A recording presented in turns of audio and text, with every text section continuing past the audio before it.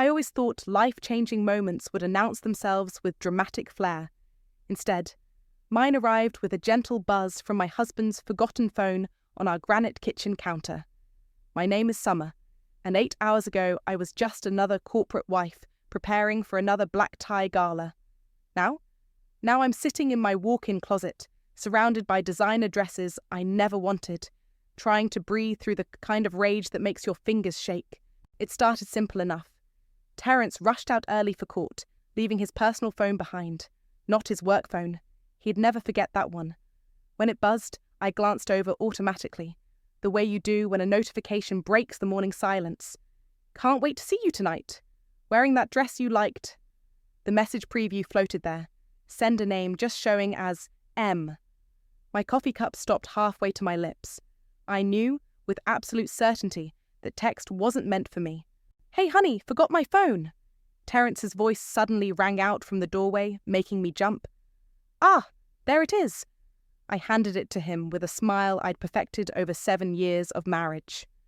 "Important call?" "Just work stuff." He kissed my cheek, already scrolling through notifications. "Don't forget, Gala starts at 7. Wear something that photographs well. The firm's PR team will be there." "Of course." I touched his arm.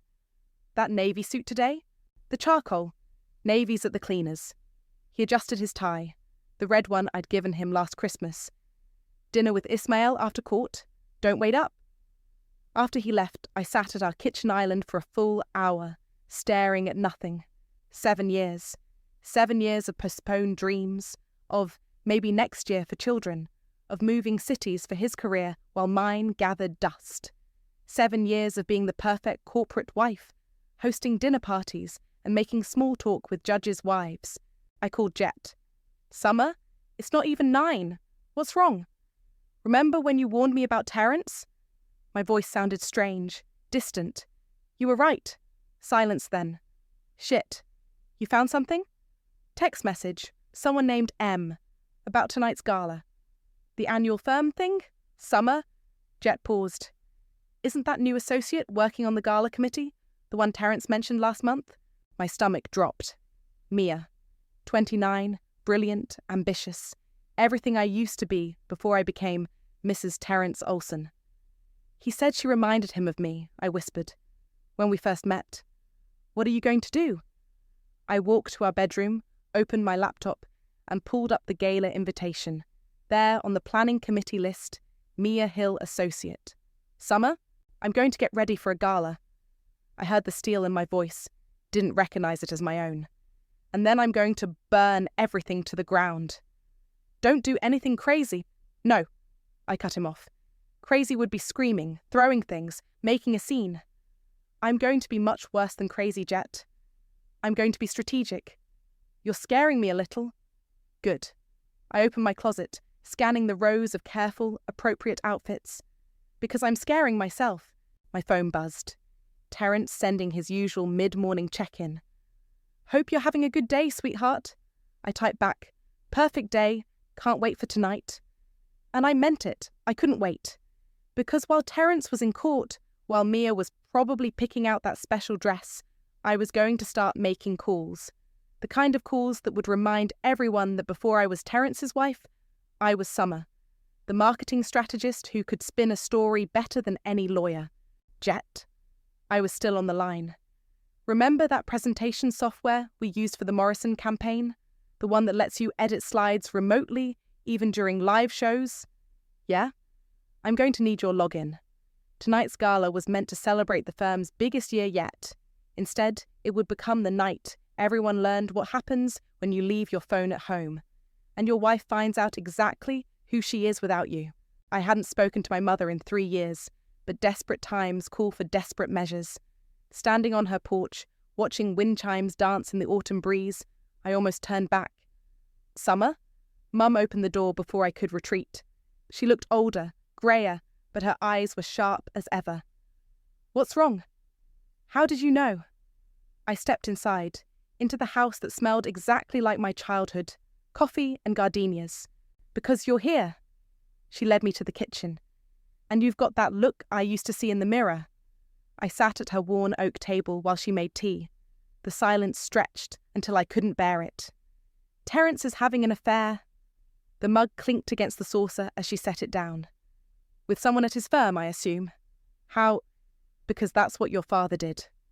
She sat across from me. Junior associate? I nodded, throat tight. You know why I didn't come to your wedding? She stirred honey into her tea.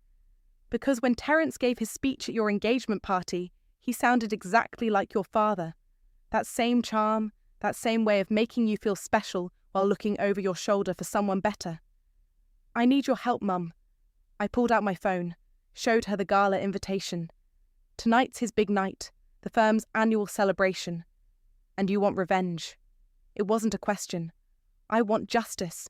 She laughed, a sharp, knowing sound. Same thing, dressed in prettier clothes. She studied me. What's your plan? I outlined it quickly. The presentation, the evidence I'd gather, the carefully orchestrated exposure. It won't just hurt him, she warned. You'll lose friends. People will call you bitter, crazy. I don't care. Yes, you do. She reached across the table, took my hand. But sometimes losing everything is the price of keeping yourself. My phone buzzed. Jet had sent the software login, along with a message. Found something interesting. Call me. I have to go, I stood. There's more to do before tonight. Summer. Mum's voice stopped me at the door. Be careful, darling. Sometimes we become what we've most hated, without knowing. I called Jet from the car. You're not going to believe this, he said. Remember that merger Terence was working on? The one with the tech company? The one he couldn't discuss? I have a friend in their legal department. Apparently, there are some irregularities in the paperwork. And guess who's been working late with Terence on those documents? Mia. This isn't just an affair, Summer. They're cooking something bigger. I pulled into a coffee shop parking lot, mind racing. Can your friend send proof? Already did. Checking my personal email was educational today. I opened my laptop, downloaded the files, strings of numbers, redacted sections, and there, Mia's signature on documents dated after hours, when the building's security logs showed only her and Terence present. This changes everything, I said. Summer, this is bigger than cheating, this is fraud. No, I smiled, watching people through the coffee shop window, living their normal Tuesday lives. This is perfect, because now when I expose them, it won't just be about a cheating husband. It'll be about corporate corruption, about abuse of power. You're starting to scare me again. Good, because I'm about to scare everyone. I checked the time. I need to go get ready. That dress I bought last month, the red one Terence said was too bold. Yeah? It's going to look amazing in the photos tomorrow. I ended the call and opened my presentation software. The title slide was simple, celebrating 7 years of partnership. By the time I finished the last slide, my hands had stopped shaking. My phone buzzed again. Terence. Meeting running late. See you at the venue? I typed back, perfect. I have something special planned. And I did. Because while Terence thought he was orchestrating a perfect exit, promotion in hand, young girlfriend ready, wife none the wiser, I was about to remind him of the first rule of law. Evidence doesn't lie. Tonight, Karma was getting a makeover, and she was wearing red. When Terence came home that evening, I was waiting with a glass of his favourite whiskey and a kiss. The same routine we'd had for years, except this time I felt like Lady Macbeth in Louboutins. Rough day? I handed him the drink, watching him loosen his tie. The usual. He sank into his armchair. Merger complications. Nothing I can't handle. I perched on the arm of his chair, running my fingers through his hair. You always do. His phone buzzed. He checked it casually, but I caught the slight tension in his jaw. Just Ismail, he said, typing quickly. Liar. I'm going to take a shower before dinner, he announced, heading upstairs. The moment I heard the water running, I grabbed his phone. Thank God for predictable passcodes. Our wedding date. 3 minutes later, I had everything cloned to my backup device, courtesy of software Jet had sent me. The shower shut off. I placed the phone exactly where he'd left it and started heating dinner. Something smells good, Terence called down. Just warming up that pasta you like. While he dressed, I scrolled through the copied messages on my tablet. There were hundreds between him and Mia, each more damning than the last. She's so predictable, one from Terence read. Always waiting with dinner, and that smile. Makes this almost too easy. Mia's response, you deserve better. Someone who challenges you. I nearly dropped the tablet when I found the photos. Not just intimate ones, those I expected, but documents, financial records, meeting notes with dates that didn't match official logs. My phone vibrated. Jet. You need to see this, he whispered. Just sent you some files. Terence has been moving money around. Lots of it. I opened the attachment. Spreadsheets, offshore account numbers, client names that didn't exist. How did you... Remember Carol from accounting? She owes me a favour. Summer, this is serious. He's not just cheating on you, he's... Summer? Terence's footsteps on the stairs. Who are you talking to? Just my yoga instructor, I called back, ending the call. Confirming tomorrow's class. He appeared in the doorway, fresh and polished. About tomorrow, I have to go to the office early. Breakfast meeting. Of course. I smiled, thinking of the hotel receipt I'd just found in his email. Breakfast with Mia would cost him more than he thought. You're the best. He kissed my cheek. So, understanding. During dinner, I played my part perfectly. Asked about his day, laughed at his jokes, touched his hand across the table, all while my tablet upstairs kept syncing his messages. Oh, I said casually, I saw Mia's name on the Gala committee list. That must be keeping her busy. His fork paused halfway to his mouth. Just for a second. Is she? I hadn't noticed. Another lie. They'd exchanged 12 messages about it today alone. After dinner, I excused myself to finish some emails. Instead, I planted a small recording device, another gift from Jet, behind the bedroom headboard. That night, Terence's phone buzzed at 11:43 p.m. He thought I was asleep when he went to the bathroom to answer it. I can't talk long, he whispered. No, she doesn't suspect anything. Yes, everything's arranged. The promotion comes through next month. No, she won't contest it. She never questions anything. I lay there, listening to him plan our dissolution like it was just another business deal. 7 years reduced to logistics and asset division. When he returned to bed, he pulled me close, probably feeling guilty. I let him, fighting the urge to recoil. I love you, he murmured. I waited until his breathing deepened into sleep before slipping out of bed. In his home office, I found what I was looking for, a USB drive labelled Merger Docs, hidden in a false bottom drawer. Copying the files took 10 minutes. Reading them took 2 hours. By the time I crawled back into bed, I knew exactly why Mia was really in the picture. She wasn't just the other woman. She was his accomplice. Tomorrow's gala wasn't just about exposing an affair anymore. It was about bringing down an empire built on lies. And I had front row seats to the demolition. Mrs. Olsen, what a surprise! Ismail's corner office screamed power, all glass and chrome with the city spread out below. To what do I owe the pleasure? Please, call me Summer. I sat across from him, smoothing my skirt. I've been thinking about returning to work, marketing specifically. His eyebrows rose. Does Terence know you're here? It's meant to be a surprise. I pulled out my portfolio. I heard the firm's looking to refresh its image. I have some ideas for tonight's presentation. Ismail leaned forward, intrigued. Go on? The gala's theme is building trust. Why not show what that really means? I opened my laptop, showed him my mock-up slides. Client testimonials, partnership highlights, behind-the-scenes moments. Interesting approach. He studied the screens. But we already have a standard PowerPoint? Everyone does those? I clicked through more slides. This is interactive, real-time. Shows the firm's human side. And you could implement this by tonight? Already started? Just need your approval to add it to the program. He smiled, reminding me of a shark. Terence always said you were brilliant. Shame you gave up your career. Things change. I returned his smile. People evolve. After getting his sign-off, I had one more stop. Coffee with Griffin, Mia's brother. Finding him wasn't hard. His Instagram was public, full of gym selfies and motivational quotes. "Thanks for meeting me," I said, sliding into the booth. "I'm writing a piece on up-and-coming financial advisors," he preened. "Happy to help. Though my sister's the real success story." "Mia? The lawyer?" "Yeah, she's killing it at that firm." He stirred his coffee. "Though sometimes I worry."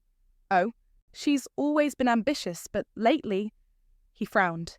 "She's working weird hours, being secretive. Last week I saw her crying over some documents, but she wouldn't tell me why." I leaned forward. "Sounds stressful."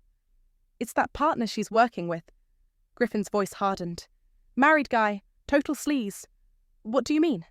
"She thinks I don't know, but I've seen the texts. He's using her." His fist clenched.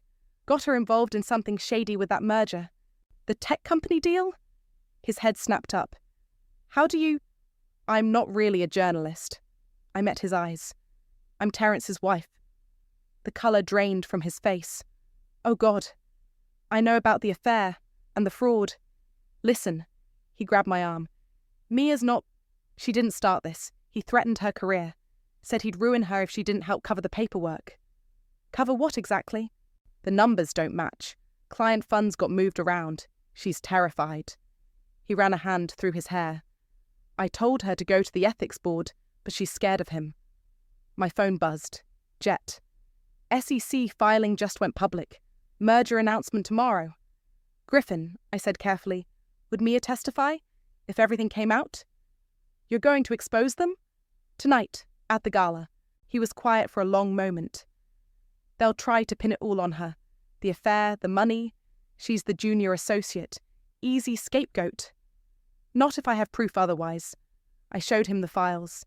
"Your sister's not innocent, but she's not the mastermind." "If I help you," he said slowly, "you'll make sure she has a chance to explain." "Deal." Back in my car, I called Jet. "How'd it go?" "Better than expected. Griffin's on board, and Ismail approved the presentation changes." "Summer." Jet hesitated. "Are you sure about this?" "Once you start, there's no going back." I watched people entering the law firm's building. Somewhere up there, Terrence and Mia were probably finalizing tomorrow's merger announcement, thinking they were untouchable. "They thought I was harmless," I said. "The quiet wife, the one who gave up everything to support his dreams. Tonight, they learn how wrong they were. And if it backfires, then I'll go down knowing I chose truth over silence." I started the car. "Time to get ready. The show starts in 4 hours." And what a show it would be. The red dress hung on my closet door like a battle flag. Terrence had called it too aggressive when I bought it. Tonight, aggressive was exactly what I needed to be. My phone rang. "Mom." "Are you ready?" she asked. "Almost." I applied another coat of mascara. "Did you get the email I sent?" "Yes." "Those documents." She paused. "Summer, this is bigger than we thought. Have you considered going to the authorities instead?" "After the gala.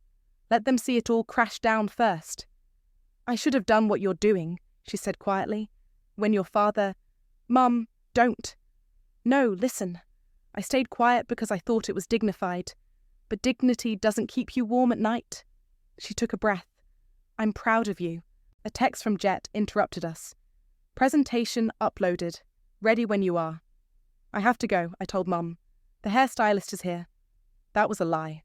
I'd done my own hair, my own makeup. Tonight wasn't about being the polished corporate wife. It was about being myself, whoever that was after 7 years of careful erasure. My phone buzzed again. "Terrence. Running late. Meet you there? Save me a dance." I typed back. Wouldn't miss it for the world. The doorbell rang. I opened it to find Maureen, my neighbour, holding a garment bag. "The alterations you wanted," she said, then whistled at my dress. "Someone's making a statement tonight." "You could say that." I took the bag. Inside was Terrence's spare tuxedo jacket, now with a tiny microphone sewn into the lapel. "You sure about this?" Maureen asked.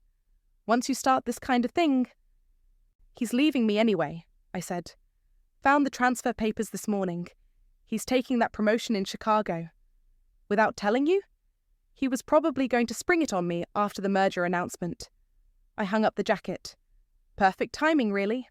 Let him think everything's fine until the last possible moment. Just like he did to me. My phone lit up with a message from Griffin. Mia just left for the gala. She's wearing blue. Good. The colour would show up well in photos. I slipped into the red dress, added diamonds, real ones from my grandmother, not the replicas Terence thought I believed in. The final touch was lipstick in the same shade as the dress. War paint. The Uber arrived at 6:30. As we drove, I checked the presentation one last time. 23 slides. The first 20 looked perfectly normal. Firm highlights, partner profiles, client testimonials. But slides 21 through 23. You've arrived, the driver announced. The hotel gleamed with old money sophistication. At the entrance, I spotted Ismail greeting guests. Summer, he kissed my cheek. Terence isn't with you? Running late. Caught. You know how it is. I smiled. Is everything ready for the presentation? All set, though I still think you should have let our marketing team handle it. Tonight needed a personal touch. Inside, I did a quick sweep. Mia was by the bar in a tight blue dress, talking to junior associates. She saw me, froze for a second, then raised her glass with a plastic smile. I checked my phone one last time. Everything was in place. Presentation loaded, recording devices active, evidence backed up to 3 different clouds. Even an email scheduled to go to the SEC at 9 p.m. when the final slide would hit the screen. Jet texted, "Security's letting me in through the service entrance. I'll be in the AV booth if you need me." I ordered a champagne and watched the room fill with lawyers, judges, clients, all the people Terence had prioritized over our marriage. Soon they'd see exactly what kind of man they'd trusted. At 7:15, Terence arrived. He looked perfect, as always. Not a hair out of place, not a hint of guilt in his smile as he kissed me hello. "You look stunning," he said, then frowned slightly. "The red dress? You said to wear something memorable." He laughed, squeezing my waist. "Ready to watch me shine?" I clinked my glass against his.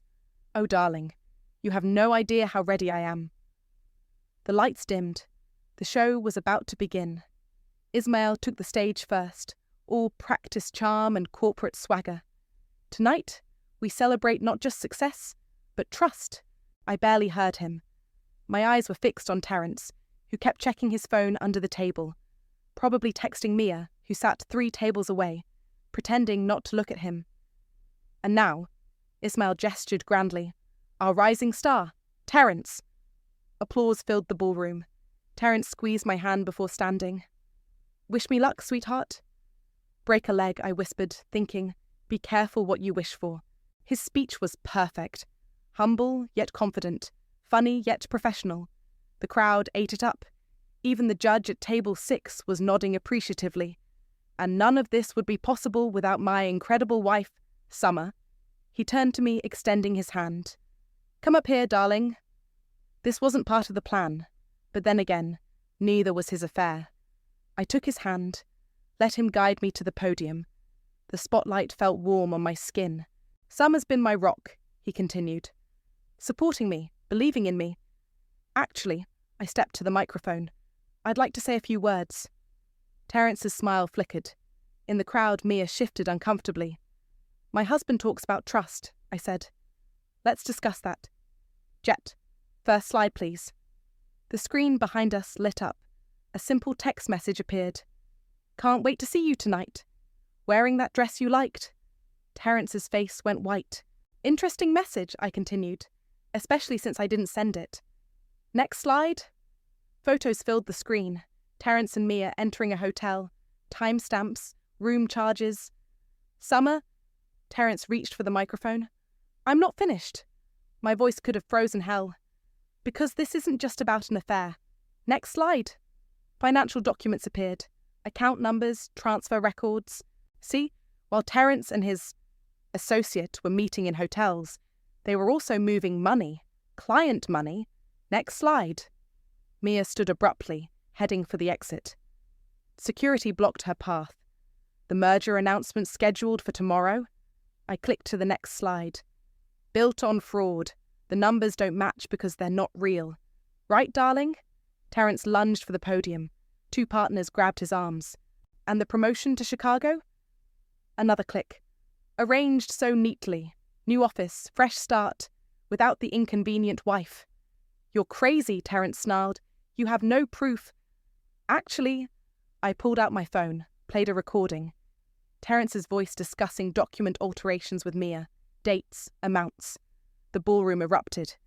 Ismail was shouting for order. Someone called security. A client stormed out, already on his phone, with what sounded like his lawyer. One last slide, I said calmly. The screen showed an email sent 20 minutes ago to the SEC, copying every major financial publication. You always said I was good at marketing, I told Terence. Tonight's presentation just went viral. Mia broke free from security, ran for the stairs. Griffin appeared from nowhere, blocked her path. Sit down, sis. Time to face the music? Summer? Terence's voice turned pleading. We can talk about this, like you talked about leaving me? About stealing client money?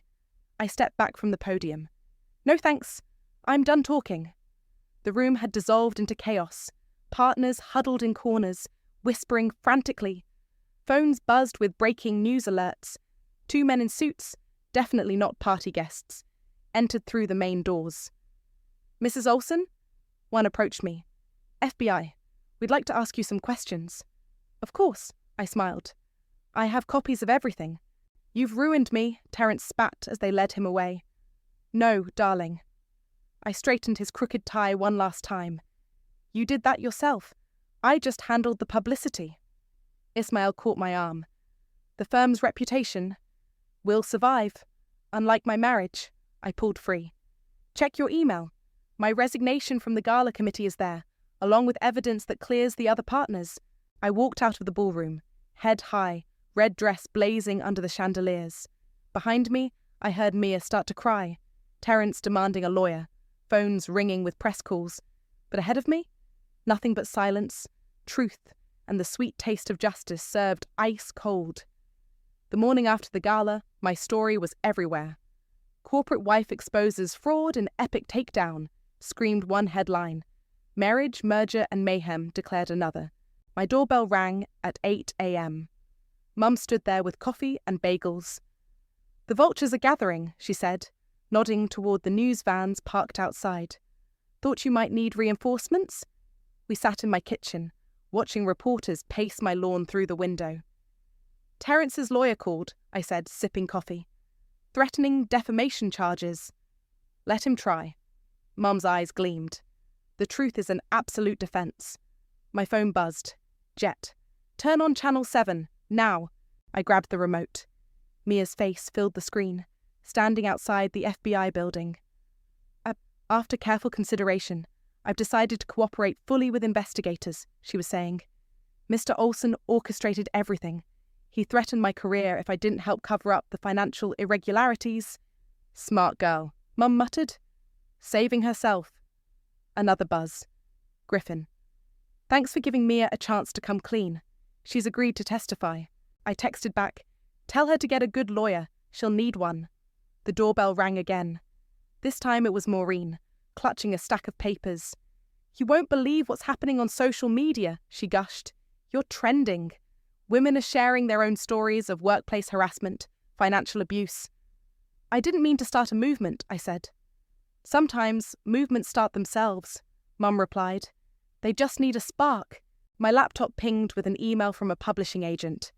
Your story needs to be told properly. Book deal? Before I could respond, my phone rang.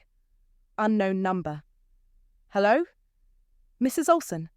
A crisp female voice. This is Andrea from the SEC. We need you to come in. Your evidence has opened up several other investigations. When? As soon as possible. And bring your friend Jet. His technical expertise could be valuable. I hung up and looked at Mum. They want me to testify? Good. She squeezed my hand. Show them exactly who you are. The next week passed in a blur of depositions, interviews, and legal meetings. Terence was indicted on multiple fraud charges. The firm's managing partners distanced themselves, claiming ignorance. Mia turned state's evidence. I came home one evening to find Ismail sitting in his car outside my house. What do you want? I asked through his window. To apologize. He looked older, tired. We should have seen what was happening. The signs were there. Yes, they were. The firm's offering you a settlement to avoid civil litigation. I laughed. I don't want your money, Ismael. I want change. The board is implementing new oversight procedures, he said quickly. Anonymous reporting channels, external audits. Send me the details. I'll have my lawyer review them. That night, I finally read all the messages flooding my social media. Women sharing similar stories, men admitting they'd witnessed misconduct but stayed silent, even a judge's wife confessing she'd suspected financial impropriety at her husband's firm. Jet called around midnight. You okay? Getting there. I curled up on my couch, watching the city lights. Did I do the right thing? You did the necessary thing. He paused. The publishing offer still stands. People want to hear your story. Maybe. I thought about all those messages, all those voices finally speaking up. But first, I need to figure out who I am without him. And who's that? Before I could answer, breaking news flashed across my TV. Corporate fraud investigation expands to multiple firms. I'll call you back, I told Jet. Mum answered on the first ring. Are you watching? Yes. Your father just called, she said. First time in years. Apparently, his firm is one of those under investigation. I closed my eyes. Mum, don't apologise. Some dominoes needed to fall. She sounded stronger than I'd heard in years. Want to get dinner tomorrow? That Italian place we used to love? The one Dad said was too expensive? Exactly that one. I smiled, thinking of the red dress still hanging in my closet. Perfect. I have a feeling we have a lot to celebrate, and a lot to plan. Because this wasn't just about revenge anymore. It was about revolution. The Italian restaurant buzzed with evening energy as I finished reading the final draft of my book. Mum sat across from me, sipping wine, while Jet scrolled through the social media response to our latest podcast episode. My husband's phone buzzed, and so did my spine. Mum read the title aloud. It's perfect. The publisher wants to fast-track it, I said, closing my laptop. They say the timing's right, with Terrence's sentencing next week. Speaking of which, Jet showed me his phone. Mia's testimony just wrapped. She's getting immunity in exchange for exposing 3 other firms' illegal practices. Good. I meant it. She was as much a victim of the culture as anyone. The waiter brought our usual order, the same dishes we'd eaten here the night after the gala.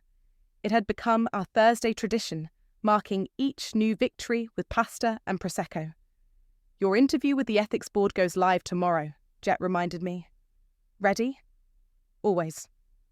I twirled spaghetti on my fork, though I still can't believe they made me chair of the new oversight committee. Who better? Mum raised her glass.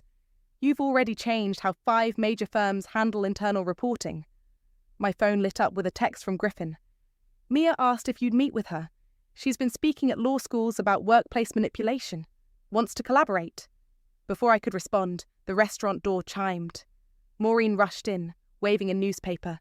They're calling it the Red Dress Revolution. She slapped the paper down. Look, 3 more whistleblowers came forward today, all wearing red to their depositions. I smiled, remembering that dress hanging in my closet like a battle flag. Now it was a symbol, copied by women across the country who refused to stay silent. Andrea from the SEC called, Jet said. The task force wants you to consult on their new fraud prevention protocols.